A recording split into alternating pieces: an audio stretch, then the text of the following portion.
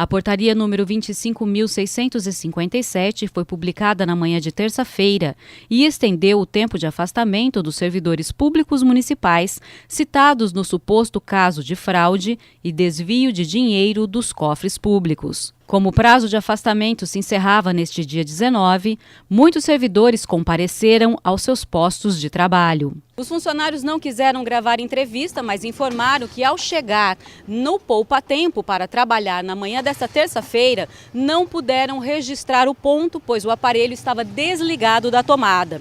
Eles disseram que pediram o livro de ponto, mas este estava trancado dentro de um armário. Os funcionários disseram também que a Polícia Militar estava presente no local.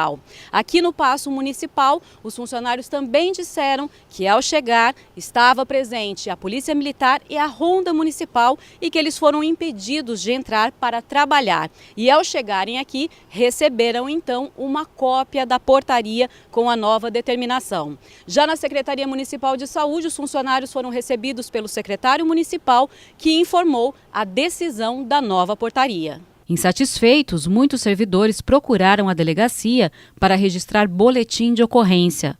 A portaria 25.657 propõe o afastamento dos servidores até o encerramento de todos os trabalhos de instrução processual. O advogado Otávio Augusto de Souza, que representa alguns servidores, afirma que a decisão é ilegal. Em relação ao princípio da legalidade, existem dois tipos de atos: o ato discricionário e o ato vinculado. O discricionário, onde o administrador ele tem liberdade de trabalhar, ele escolhe, como no caso o administrador ele até tinha nos termos do estatuto a prerrogativa de escolher de até 60 dias para fazer o afastamento preventivo. Passando disso, esse ato deixa de ser discricionário e passa a ser vinculado, ou seja, ele não pode afastar mais. Isso, a partir do momento que ele afasta, fere o princípio da legalidade e vai contra a própria Constituição Federal, os princípios da administração pública. Isso, por si só, ele acaba causando, por vias diretas, ofensa e improbidade administrativa. Acaba tendo uma conotação extremamente negativa, porque a portaria ela não descreve qual será o prazo específico para o afastamento, ou seja, deixa em aberto isso, pode ser um prazo indeterminado. Quanto tempo vai determinar esse processo administrativo?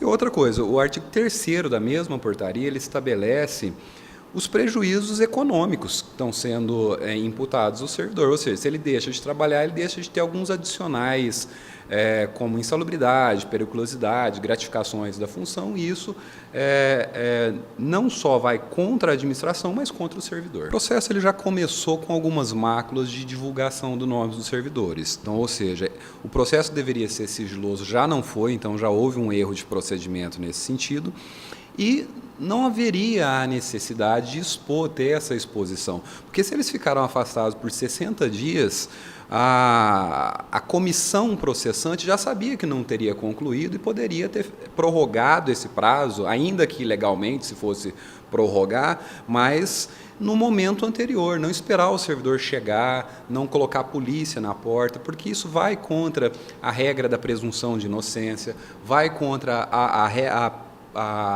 regra de tratamento, e isso acaba gerando um assédio moral contra o servidor.